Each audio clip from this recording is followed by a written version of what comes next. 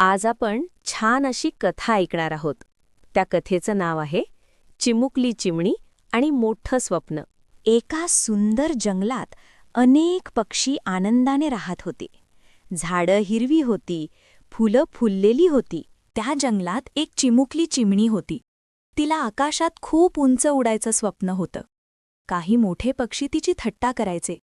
तू इतकी छोटी आहेस, उंच उडू शकणार नाहीस. चिमणी म्हणाली, मी छोटी आहे, पण मी प्रयत्न करणार. दररोज सकाळी ती उडण्याचा सराव करू लागली. कधी ती थकायची, कधी खाली पडायची, पण हार मानायची नाही. बाळा, धीर ठेव, मेहनत कधी वाया जात नाही.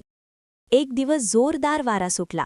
चिमणीने उंच उडण्याचा प्रयत्न केला आणि पाहता पाहता ती सगळ्यात उंच उडू लागली.